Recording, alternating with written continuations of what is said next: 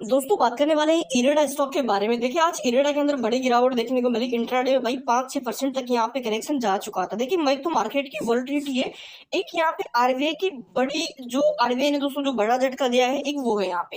देखिए आरबीआई की तरफ से एक बड़ा अपडेट आया है। अभी के टाइम आपको पता है इंफ्रा को जो इंडियन गवर्नमेंट है वो बहुत ज्यादा प्रमोट कर रही है, बहुत ज्यादा इन्वेस्टमेंट इंफ्रा में किया जा रहा है। एंड दोस्तों पिछले 10 साल पहले अगर आप उठा के देखेंगे तो ऐसा ही किया गया था, इंफ्रा के अंदर एक बड़ा इन्वेस्टमेंट किया गया था। एंड यहाँ से जो इंफ्रा की कंपनी है उनको लोन दिया गया, तो वो सभी जो लेंडर्स थे वो डिफॉल्ट होते हुए देखने को मिले थे। इससे दोस्तों जो बैंकिंग संकट है वो उत्पन्न हो चुका था। तो अभी के टाइम इसको सोल्व करने के लिए देखो देश की जो इकोनॉमी है वो टोटल अगर देखा जाए यहाँ से, तो जो यहाँ पे ग्रोथ है ठीक है ना, वो हमें इंफ्रा पर फोकस करेंगे तभी यहाँ पे डेवलपमेंट ज्यादा होगी, तो यहाँ पे ग्रोथ होगी। तो उसको देखते हुए दोस्तों यहाँ पे जो आरबीआई है उसने बड़ा एक्शन लिया है। लेंडर्स को 5% जो हिस्सा है लोन का वो प्रोविजन में रखना पड़ेगा। प्रोविजन का मतलब है कि सेव रखना पड़ेगा, उसको खर्च नहीं करना है। उसको जो किस्तें आती है लोन के तौर पर उसको वापस करना पड़ेगा। एंड उसके बाद दोस्तों उसको कंपनी को जो अदर लोन है ठीक है ना, इसका कुछ टाइम पीरियड रखा गया है कि अगर देखो कंस्ट्रक्शन का काम स्टार्ट होता है उस तक 5% है, उसके बाद यहाँ पे 2.5% है, ऐसे ऐसे कुछ फीस रखे गए हैं। तो इस पर दोस्तों सबसे ज्यादा दिक्कत किनको आने वाली है? सबसे ज्यादा दिक्कत आने वाली है जो लोन देने वाली कंपनी है, उनकी जो फाइनेंस वाली कंपनी है उनको। अभी के टाइम अगर देखा जाए देखो इसका 15 मई डेट फिक्स करी है, 15 मई तक यहाँ पे इन कंपनियों से जवाब मांगा है क्या ऐसा करना सही रहेगा या नहीं करना है, ठीक है ना। अभी के टाइम में अपडेट आया है तो पूरा अपडेट मैं आपको बताऊंगा। इस अपडेट का क्या इरेडा एंड जो अदर गवर्नमेंट है पीओसी वाले उन पे इफेक्ट पड़ेगा, खासकर फाइनेंस वाले, जैसा कि आईरफ से ले लो एंड यहाँ से आपका आईडी से ले लो, कई सारी कंपनी है ठीक है ना जो फाइनेंस करती है। तो अभी के टाइम देखो करेक्शन सीधा सीधा बताऊं मैं तो गवर्नमेंट आरबीआई की एक बड़े अपडेट की तरफ से आया है, इससे करेक्शन नहीं आता, उल्टा अभी के टाइम ब्रेकआउट के बिल्कुल करीब ट्रेड कर रहा था। चांस था कि यहाँ से धमाका ये कर दे, बट अपडेट दोस्तों मॉर्निंग के अंदर दिखा है, इसके बाद हमें टोटली करेक्शन। जैसा कि डाटा आपको बता दूं मैं, 3 करोड़ 26 लाख टोटल वॉल्यूम आज की। एंड जो डिलीवरी बेसिस है वो 40% के आसपास हमें अभी ये टाइम नजर आ रही है, जो कि अच्छी डिलीवरी है। इसके साथ दोस्तों एमओ के अंदर देखा जाए 51 लाख अभी के टाइम शेल है एंड 24-25 लाख हमें बायर देखने को मिल रहे हैं।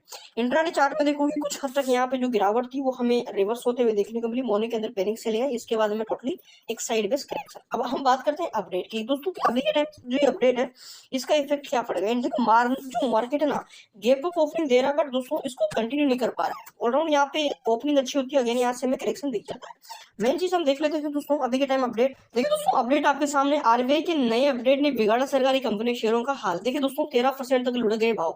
अब यहाँ पे जैसा कि आप देखेंगे दोस्तों, तो जो आपकी पीएफसी वगैरह स्टॉक है दोस्तों ये तक 11% तक गिरते हुए देखने को मिले। इरेडा 5% गिरा। एंड देखिए जो आरबीआई की ओर से इंफ्रा लोन पर प्रस्तावित सर्कुलेशन के बाद आज इंफ्रा जो प्रोजेक्ट है फाइनेंस करने वाली कंपनियों के ऊपर दोस्तों बड़ा दबाव हमें देखने को मिल रहा है। ये अपडेट आप देख सकते हो, ये अपडेट हमें मॉर्निंग के अंदर आसपास देखने को मिला था। देखिए भारतीय रिजर्व बैंक आरबीआई की ओर से एक सर्कुलेशन जारी किया गया है। एंड इसके बाद इरेडा जैसे जो फाइनेंस वाले स्टॉक है इन सब में हमें गिरावट देखने को मिली। एंड बहुत बड़ी गिरावट आई, 10-11% तक की गिरावट आई। इरेडा 5% गिरा। एंड यहाँ पे कमजोरी कामकाज करते नजर आए। एंड दरअसल दोस्तों शुक्रवार को 3 मई को आरबीआई ने एक बैठक बुलाई थी, उसमें इस पर चर्चा करी। इसके बाद हमें जो आज मंडे है, मंडे को हमें अनाउंसमेंट देखने को मिला।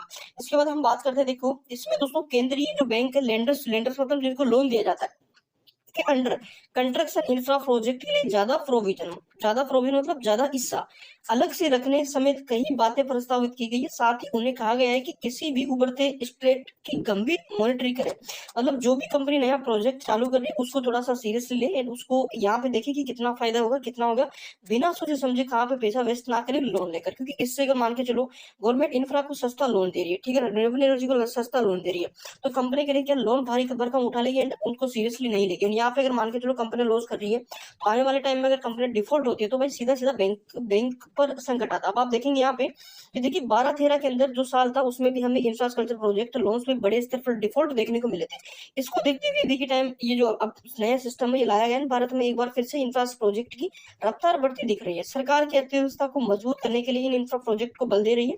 उन्हें बिंदुओं को देखते हुए दोस्तों आरबीआई ने प्रस्ताव रखा है कि ये प्रोजेक्ट कंस्ट्रक्शन फेज में है तब लेंडर्स लोन का 5% हिस्सा प्रोविजन के तौर पर रखे एंड बाकी हिस्सा यहाँ पे वो इन्वेस्टमेंट करे। एंड इसके अकॉर्डिंग देखिए आप समझेंगे कि इस प्रस्तावित सर्कुलेशन में केंद्रीय बैंक ने कहा कि लेंडर्स को प्रोजेक्ट का स्ट्रिक्ट दबाव पर लगातार मॉनिटरी पॉलिसी रखना होगा। एडवांस में ही यहाँ पे जो रिनोवेशन है प्लान को शुरू करना होगा। 15 अरब रुपए से ज्यादा के प्रोजेक्ट को फाइनेंस करने वाले लेंडर्स को कंसल्टेशन का एक्सप्लोर कम से कम 10% करना होगा। तो आप देख सकते हैं जो इतना बड़ा लोन लेता है उनके 10% रखना होगा, क्योंकि लोन के हिसाब से ये चीजें जो करने जा रहे हैं। देखिए 15 जून को ये यहाँ पे सुझाव देना होगा इनको, लेंडर्स में ये पहले से स्पष्ट करना चाहिए प्रोजेक्ट ऑपरेशन कब होंगे एंड अगर इसमें देरी होती है तो उन्हें प्रोविज़न बढ़ाने का भी फैसला लेना चाहिए। एंड इंफ्रा में 3 साल से ज़्यादा होने की स्थिति में लोन को लेंडर से यहाँ पे जो क्वालिफ़ाई ये करने स्टूडेंट लोन कैटेगरी डालना होगा। टोटली अगर बताऊँ मैं तो देखो 15 जून को ये फैसला लिया जाएगा कि इसको लागू करना है या नहीं करना है, क्योंकि अभी के टाइम में इनसे क्वेश्चन मांगा गया है। अब यहाँ पे मैं आपको सीधा-सीधा लेके चलता हूँ ऊपर सर शाम तक यहाँ पे जो मार्केट का क्लोज़ टाइम उस तक हमें कम होता हुआ देखने को। इसी के साथ जो आपका इरेडा है भाई, इरेडा बिल्कुल ब्रेकआउट के आस-पास ट्रेड कर रहा था ना, अभी के टाइम गिरावट के साथ 56 का आरएसआई चल रहा है। देखिए इसको ज़्यादा सीरियसली ना लें। ये ओनली फॉर यहाँ पे देखो ये इंफ्रा को बढ़ावा पता है, इससे हमें पता चल रहा है कि इंफ्रा को और तगड़ा लोन दिया जाएगा। अगर इंफ्रा को बढ़ावा दिया जाएगा तो डेफिनेटली लोन ही दिया जाएगा। लोन दिया जाएगा तो इन कंपनियों को बेनिफिट भी तगड़ा होगा। तो यहाँ से एक वोलेटिलिटी है, एक शॉर्ट टर्म बेसिस का ये डाटा दिखेगा एंड इसको बड़े प्लेस से कोई फायदा होता है। 40% की डिलीवरी है एंड ये मौका बनेगा हमारे लिए। अभी के टाइम जो मेन सपोर्ट हमारा वो वही है अराउंड यहाँ पे 150 रुपए का। इसके नीचे आने के चांसेस बहुत कम है एंड यहाँ से जल्दी ही रिवर्सल भी आपको देखने को मिल जाएगा। एंड सीरियसली एक चीज समझे, इलेक्शन से पहले यहाँ पे एक बड़ा इन्वेस्टमेंट का